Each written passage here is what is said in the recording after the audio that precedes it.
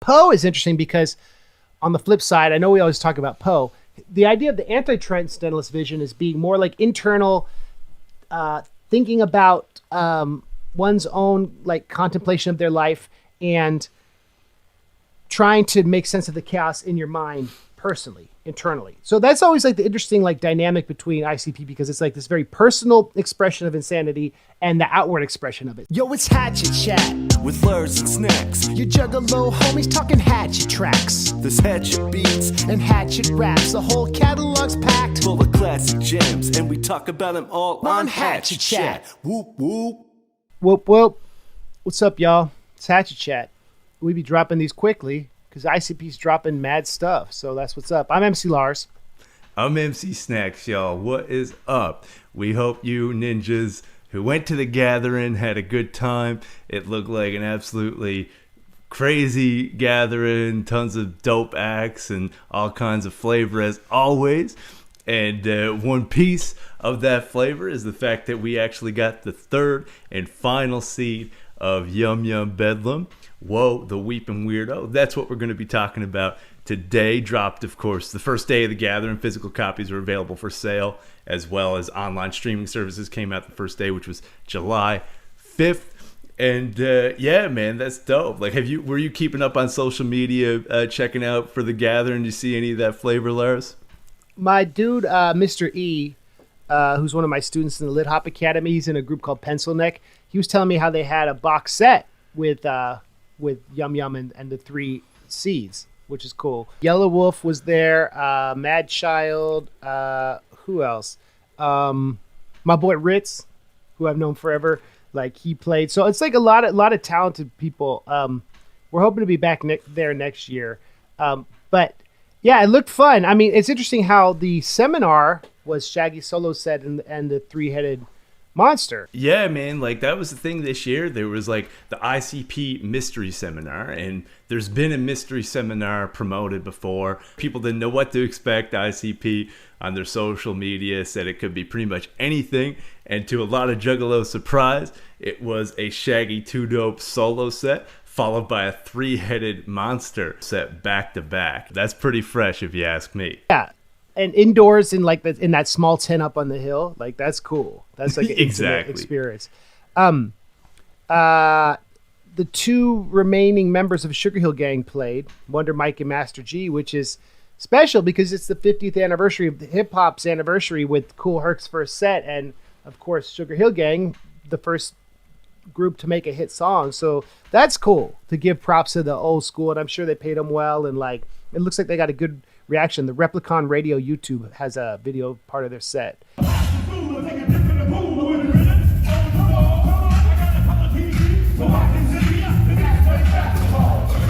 which is dope. So yeah, I've never seen the Sugar Hill Gang live. That would have been fun to see. I'm sure they've got more life in them though. They'll be doing more stuff.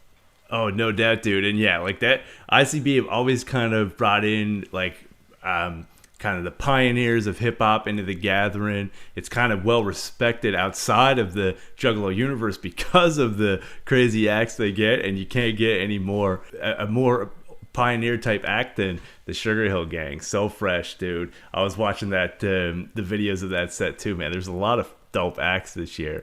And it's crazy too. You mentioned the 50th year anniversary of hip hop. It's wild to think that the gathering, this is the 23rd gathering, and if you count the COVID year, the 24th year the gathering has been around, which is almost half of the time that hip hop itself has been around. Isn't that wild?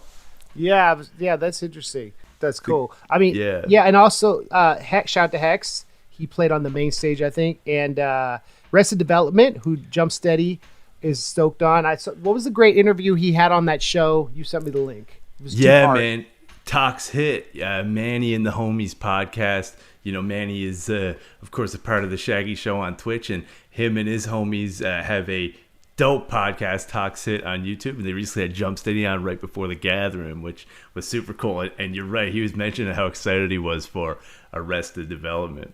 And then they had Sponge from Detroit, who Devereaux and Violet J do an interpolation of their song Plowed on Wretched from Yum Yum Bedlam, right? So The Gathering. We weren't there, but we sure were looking at the internet about it. Yes. Woh the Weeping Weirdo. So it's the third and final seed of Yum Yum. This EP is good, but it kind of flipped my wig because I thought it was going to be like a goth, emo, sad, kind of like Bloody Sunday. But the songs are all pretty happy and joyful. So he's not really weeping. It's weird. Everything ICP does is weird. But like, Snax, talk to me about the other C's of Yum Yum. Do the titles reflect them at all or not? Yeah, man, that's a good question and a good point about Woh the Weeping Weirdo. Wicked Vic did have some more of those sinister, wicked themes, and Pug Ugly had, songs about, ugliness and using that as a strong metaphor. But this one, dude, on the intro, you're right. It even describes Weeping Woh the Weirdo as Woh the Warrior. And that kind of reminds me of like when we were trying to figure out the lore behind the actual Yum Yum Bedlam. It kind of plays with, the opposites, flips things on their head. And the music, to me, is a very fun and just all around dope listen. Yeah, it's a fun, short little record. And it's interesting. It's really fun after hearing them do solo stuff, hearing them go back and forth. There's like 3 songs where they trade verses, which is really fun. Like very much a throwback because like other EPs, correct me if I'm wrong, and even the record, it's like they do whole verses pretty much from what I remember. So this is like that was like a satisfying thing to hear. It came out on July 5th, the first day of the Gathering with physical copies. The production is great. And we'll dive into them because some of the producers have their tags, which is cool, and then they shout out Mikey Clark. Yeah, dude, and you're right, man. And I want to give a shout out to DC Fago guy because I watched his unboxing of the actual physical CD of Woh the Weeping Weirdo, and he confirmed that there's not really much to the liner notes. It's just one sheet. Doesn't seem to be any official production credits. I went on like the streaming services and tried to see if there's any production credits on there. There's not, but like you said, we got the some of the producer tags on Shaggy the Airhead's beats. And also there's one song, of course, we'll talk about that we know Mikey Clark produced because ICP is actually talking to Mikey Clark during that song, which is super dope. So Woh the Intro, as you mentioned, he calls him Woh the Warrior. Was that the original title, or maybe Woh is a warrior? I don't know, but it kicks it off. Yeah, dude, and maybe he's a warrior because he's sad and depressed, but fighting through. It doesn't really elaborate on that, but on the intro, it's dope. It got like a lot of super cool carnival kind of themes. If I was to guess, and this is purely speculation, nothing to confirm this so far, to me it sounds like a Mike P beat, even though it got a lot of that bouncy carnival flavor, like some of those guitars and the tremolo in the guitar at one point. I think it's called tremolo when it's cutting in and out really fast. That totally reminds me of a Mike P beat. But either way, super cool. We got Shaggy setting up the record and introducing Woh the Weeping Weirdo as Woh the Warrior, and then we get into the actual track. What did you actual EP? What did you think of the intro though? Well, it's interesting because they sample Entrance of the Gladiators, which is also sampled on Hocus Pocus. Da, da, da, da, da, da, da, da, da. So we've heard that. And then the samples Take Me Out to the Ball Game, which is just, you think of like the old organ. I thought it was interesting, but it's because it starts off the record as like he's not really weeping, but because he's a warrior, maybe that's why. And then Out the Sky drops, produced by Shaggy the Airhead. This ties in with the whole Psychopathics from Outer Space return, Wicked Clowns from Outer Space. Tell me what you think of this track. I thought it was a fun song. I love it, dude. Shaggy the Airhead's making the beat. I think it got such a cool kind of rhythm and tempo. And like you mentioned, it does definitely have those Wicked Clowns of Outer Space themes that ties into the Gathering theme of this year. And in fact, it was actually released 2 days before the EP as a single. And ICP said on their social media pages that it was to kind of give the Juggalos something to listen to while they're on their way to the Gathering, to hype them up. And in fact, I don't even think when it was released, it was announced that it was going to be on Woh the Weeping Weirdo. But then when people got Woh the Weeping Weirdo, it was on there. Super dope, kind of, Violent J rapping about ICP is aliens invading the Earth. A lot of cool lyrics that play with the whole space and sci-fi theme, man. What are your thoughts on it? It's fun, right? I love those sci-fi raps. I love the VJ3PO Shaggy 2D2. That's funny. Yes. And it made me think of the Rhymesayers producer RJD2. It's like hip hop spin on that. But it's funny. Like there's on Eminem's Marshall Mathers 2, he has a song called A-Hole. And he does this diss to Asher Roth. He says, ask Asher Roth when he roundabout dissed me to shout me out. Thought I was history. Well, goddamn, honky. That compliment's a backhanded donkey. So basically, Asher Roth had said something where like Eminem had mentioned him, and Asher Roth was like, oh, I didn't even know Eminem knew who I was. And Eminem took that, this was like 2009, 2010, to mean that, oh, I'm out of touch with hip hop, so of course I don't know who Asher Roth is. But Asher Roth is a fan, so he's like, oh, that's tight. He referenced me. But like 6 years later, to diss Asher Roth, it just seemed like anachronistic. So when Jay says, I opened the door, Macklemore, I'm smacking the dork, it's like, what? Why are you dissing Macklemore in 2023? That line was like, what? Dissing Macklemore? What? I haven't even heard anything from Macklemore since like that song about his daughter when Trump got elected. I forget what it's called. It's like the last Macklemore I've heard. So, right? Did that stand out? Like what? Maybe it's because it's a cool internal rhyme.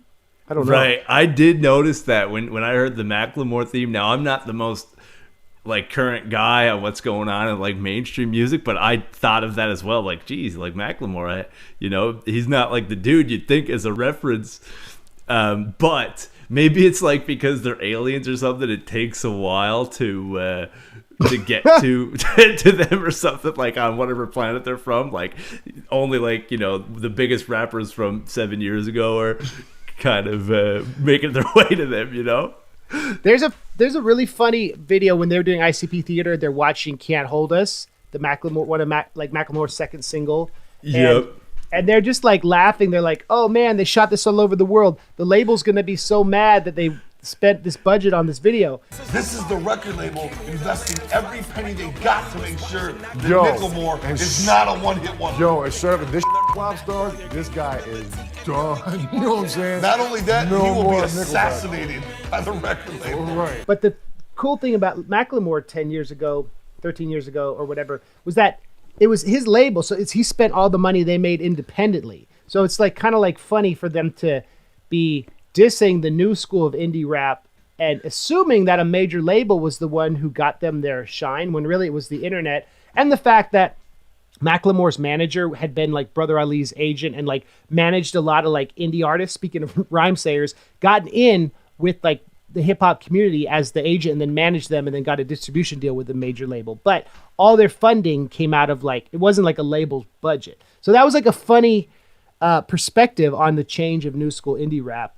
I don't know. I wonder what Macklemore would think of ICP and think of this song. Dude, that's actually really interesting about that ICP theater clip, because I remember them reacting to that video, and I thought the same thing. Like, it must have been a huge budget from a label. I had no idea that was independently funded. That's actually pretty fresh.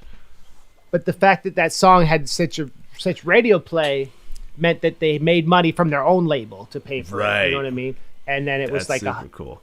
It was the first independently released hip hop record to get a Grammy. But like, what does that even mean, independently released? Because now it's all big money, get stuff on playlists. And anyway, that song, dropped out the sky, just like that reference. What's the obscure ICP facts on Twitter and the Everybody Dies reference? Because I didn't catch this till I saw it on Twitter. Yeah, dude, when you sent this to me last night, it flipped my wig. And basically, there's a Twitter account apparently called Obscure ICP Facts. I'm going to have to follow them. I haven't heard of them until you sent it to me. And they mention that this song, of course, says Everybody Dies several times in the chorus. But they also pointed out that so does Send in the Clowns, the first song after the intro on Wicked Vic, and on I'm Ugly, which was the first song on Pug Ugly. That one really didn't have an intro. In the outro of I'm Ugly, it says Everybody Dies as well. So that's something that all these seeds of Yum Yum have in common. Mad shout outs to Obscure ICP Facts on Twitter for pointing that out. I don't know if it's significant or a coincidence. What do you think, Lars, dude? Well, I mean, it's the whole theme of the Dark Carnival, right? If everybody dies, you got to act right and not be like a whack person. By the way, obscure ICP facts is Mustard on Genius, who posts a lot of stuff. It's the same person. Dude, that's crazy, man. Mushy Mustard just commented on, I think, our obliteration video, the three-headed monster video we just put up, and he was clearing up, like, you know, how the Genius contributions work and how Mushy Mustard Transcriber is just his, like, Genius name. He goes by Mushy Mustard. He's got, like, dope remixes and stuff on his channel. He's actually a musician as well. But it's so funny because I was just kind of talking to him through the YouTube comments, and now you mentioned that's his Twitter. So that guy is like a level 10 ICP historian. Another shout out to Mushy Mustard, man. He's always putting a lot of stuff out there, and shout out to him. Elly May. Let's talk about this track. Here's another funny, like, referencing of antiquated pop culture. He goes, "It ain't Toby Keith, mother blah blah blah," like that. I was like, when was the last time? I remember Toby Keith had that song about 9/11, right? About why the Iraq War was justified. But he's not like the hottest country star these days. So it's just funny that it's another like old school pop reference. But ICP have never been concerned with like being trendy. So it's like Toby Keith. Oh yeah, he's a country artist. He's not Toby Keith. But like why they pick Toby Keith, why they pick Macklemore, it's just it's just part of the fun of this. I don't know.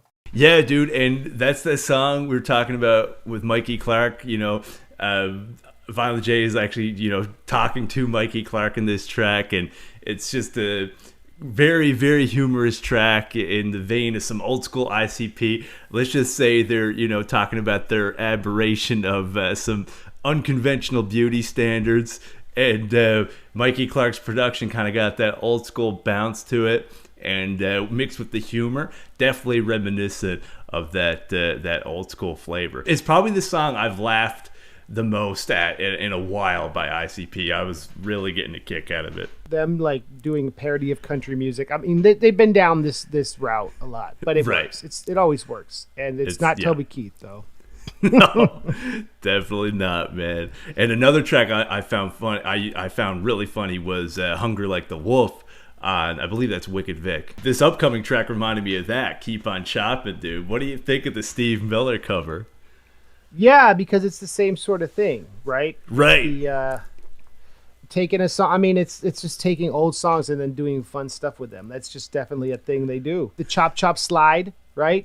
Right. It's like all the idea of taking a jump around, taking something, and maybe that's not so different because they didn't change the chorus, but taking something and then just doing a funny version of it or keeping it the same.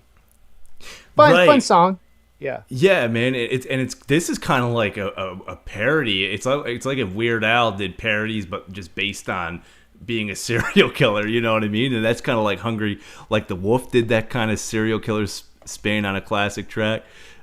This is like that. It's Steve Miller Band's Rockin' Me, but he's, you know, talking about how he's running from, you know, the cops and, you know, his murderous tendencies. I thought it was funny. I like hearing Jay have, you know, just fun, like Possum Kingdom, the other covers he's done. And and I love Steve Miller Band and this song. The original of this song is dope. It's cool to hear an ICP cover.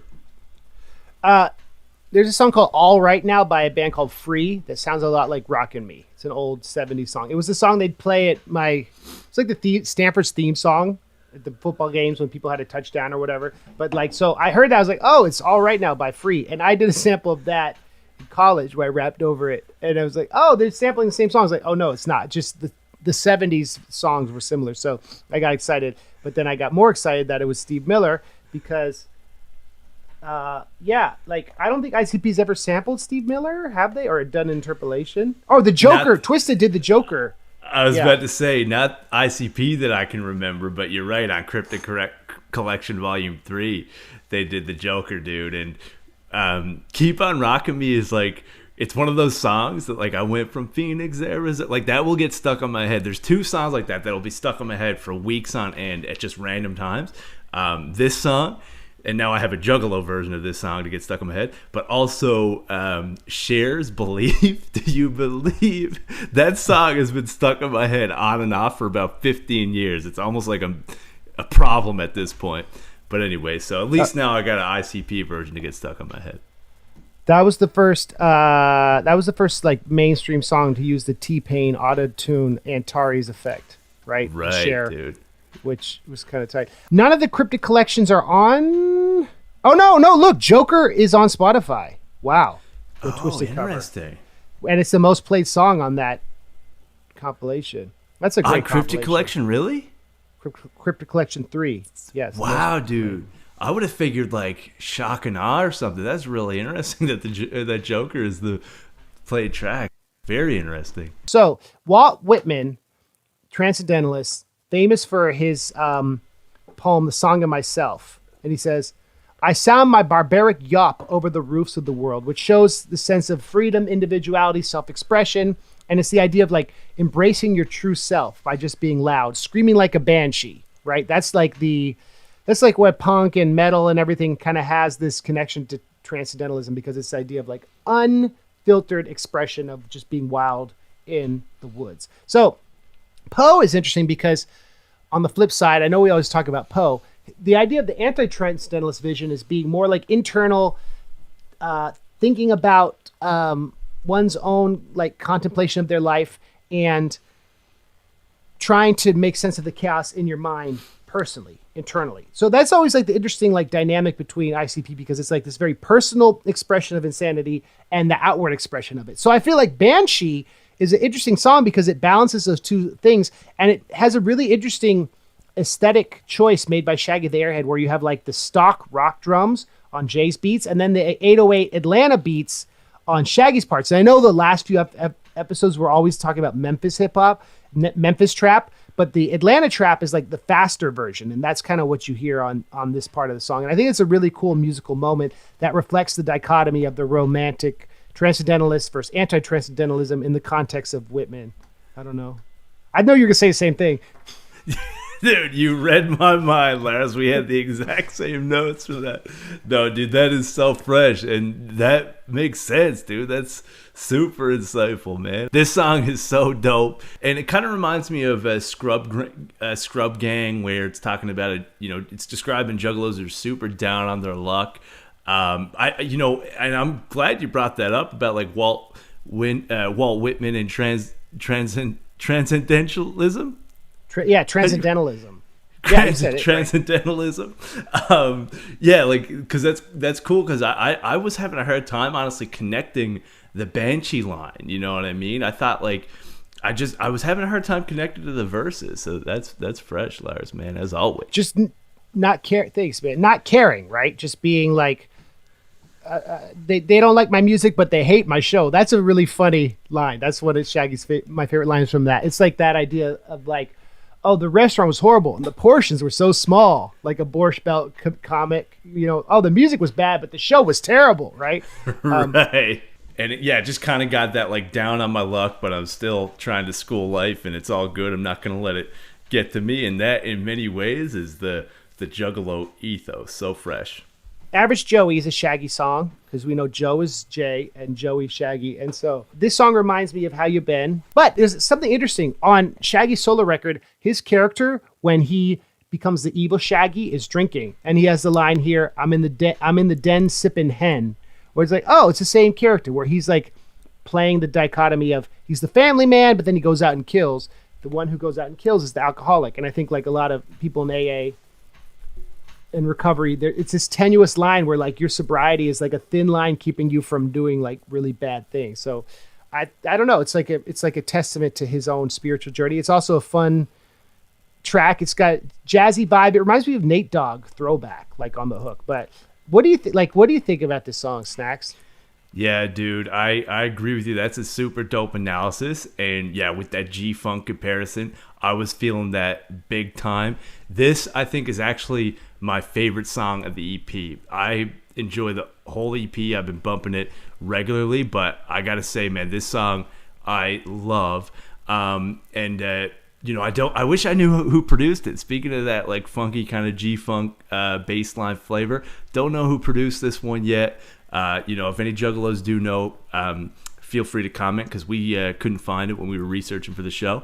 But yeah, like Shaggy is talking about basically living a double life. And when I was listening to it, I thought maybe, yeah, like it served as a metaphor. Like, just like a serial killer, like, would have a double life, like he's putting on a face, and that's what this song is basically about. Like a serial killer goes home and has a normal family life.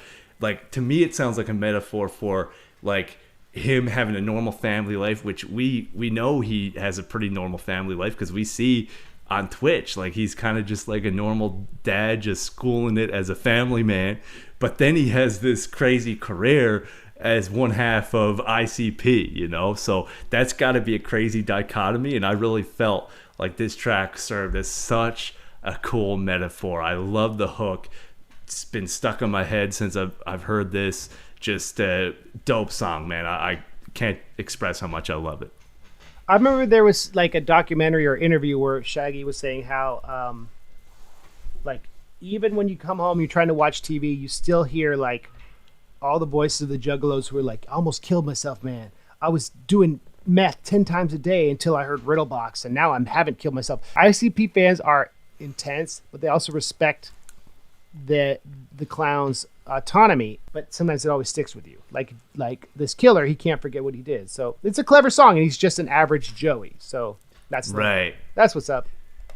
No doubt, man. Even the name is clever, dude. It's so dope. So to close out this EP, we got Something to See remixed by Mike P. And if you're watching this show, you know, like, I'm a huge Mike P fan. And every seed of Yum Yum has closed out with a remix from Yum Yum Bedlam. And it's only fitting that the final seed would close out with the remix of the final song on the actual Yum Yum Bedlam Joker's Card, Something to See. I think it's really cool. It's a night and day take on the track, and just super cool. Kind of got like these, I don't know if it's like a xylophone in the verse, whatever it is. It kind of has this like cool, kind of lighthearted feel, but it almost has like this subtle level of dissonance. I think it's a super cool take on Something to See. I don't know if you knew this, Lars, because I don't think we mentioned it in the Yum Yum Bedlam episode, but shout out to DJ Carlito, because when we dropped the Yum Yum Bedlam episode, he actually reached out to me on Instagram and mentioned that this chorus references the level 42 track Something About You, which is dope. And, you know, that was just one additional shout out to some old school flavor on Yum Yum Bedlam that you know, we didn't even realize. So that's super cool. You know, this song, of course, still has that chorus, but very dope remix by Mike P. What are your thoughts on it? I think it's a cool remix. I think it's interesting that, like, it's this question of, like, from Yum Yum Bedlam, if you're going to die, what's the last thing you want to see before you go blind, right? Right. And Infinite Jest is a famous, like, long book from the mid-'90s by this guy, David Foster Wallace. I did a rap about it over the Teenage Dirtbag sample, because it's told from the perspective of this teenager, and it's like basically retelling of Hamlet. Anyway, the premise of the story is that there's this video that is so captivating, if people watch it, they die because they can't do anything else. They become obsessed with it. And then now it's like a metaphor for social media or TikTok, or like the way we just live vicariously through media. But this is what's crazy. Like, and I'm going to reveal the end of the book, so skip forward if you're still trying to read Infinite Jest and you haven't got to it.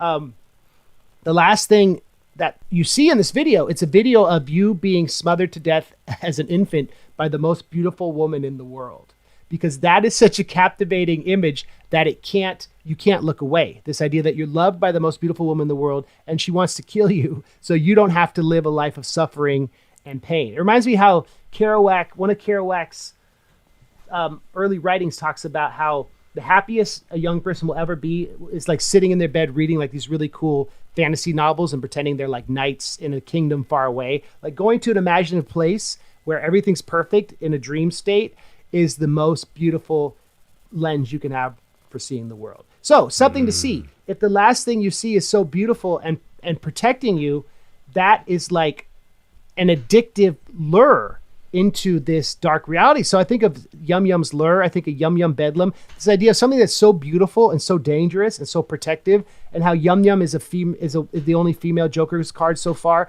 that like something deadly can also be beautiful. So Something to See, in the case of in the context of Infinite Jest, the something to see is the something that's going to kill you, and it's something you can't stop watching. So I thought about that when I was listening to this, just because that book means a lot to me, and I feel like that book was very prescient about like social media, like I said, and addictive media. So I don't know. I know they're not trying to reference Theodore Foster Wallace, but there are some thematic connections there with like, just dude, how we pay for our mortality by having to say goodbye in the end, you know, and what's the last beautiful thing you want to witness. That's what's up. Right, dude. And I feel like that fantasy, you know, kind of dream world escapism, like that's just ties into, you know, so well into the whole Dark Carnival metonymy. That's what's up. That's Lit what's Hop up. class. Okay, so let's wrap it up. So like, what's good? So what's coming out? Jay dropped a single pack. What? Yeah, so much man. flavor. We got the single release for the second track in the Walking Home series. Walking Home Tuesday comes with a board game, all kinds of physical flavor that was released at the Gathering. You know, so we still got that to look forward to, the rest of that, because, you know, that we got the first one quite a while ago, and Bloody Sunday dropped in between the, you know, Monday and Tuesday. So a lot of juggalos weren't really sure when we were going to get the rest of that. But we got that. So the rest of that series is coming down the pipeline. And now that the Yum Yum Bedlam saga is over, we can only await, as far as official Joker's card canon goes, the sixth Joker's card of the second deck. Man, are you excited, Lars? I know you are. I'm very excited, but wait, here's my question. Walking Home Monday came out in 2021. Walking Home Tuesday dropped. Did all the other days drop? No, not yet. There's only been 2. Okay, so it's set. There's going to be 7. There's going to be 6, because there's going to be 5 days and 1 weekend one. Okay, Dad, you had the concept of doing a song about every day of the week, right? A story, right? Yes, dude, I did. So my last EP, I'm not sure about much, but God is Real and Music is Awesome. That originally was going to be an EP where called The Best Week Ever, and each day or each song was another day that something awesome happened to me. And then Violent J announced the Walking Home series. I'm like, oh my gosh, I can't do this now, so I had to change all the songs and stuff. I used the same beats, but I rewrote all the lyrics. That's funny that you remember that, but that is true. I don't know if juggalos are gonna believe me or not, but it's legit, man. Wait, you use the same beats? What do you mean? Yeah, so I had like a lot of the EP written, The Best Week Ever. And I had all the beats made on that EP. So and you reused them for other stuff. Yeah, well, it's basically the same EP. I'm not sure about much, but God is Real and Music is Awesome. The EP I put out in the summer of 2021. Like, those beats were for The Best Week Ever. I just made them, you know, separate songs. And even some songs had this, like the song where I meet Scatman John. That was actually going to be one of the days, but I just kind of took away the week theme because I didn't want to, you know, seem like I was biting Violent J's idea. That's what's up. Well, Walking Home, cool. And so we got Isham's new record. We got a lot of stuff happening. What dude. else? Yeah. Well, it's good that you brought that up, brother, because it actually dropped, I think, the day before we uploaded our last episode. Isham's album Purgatory came out, which is super fresh because when we were talking about Isham's Purgatory in our Obliteration episode, we were talking about it as an upcoming thing. By the time the episode dropped, the album is out. Hatchet Chat on that coming soon. Super dope. Congrats, Isham, on the fresh release. And Juggalos, you know, most of you, I think everybody should be home safe at this point by the time this episode gets up, and we just hope you had a great gathering. It looks like it was a fresh one, and much clown love, y'all. Whoop whoop whoop whoop. I'm MC Lars. I'm MC Snax. Y'all see you on the next one. Peace.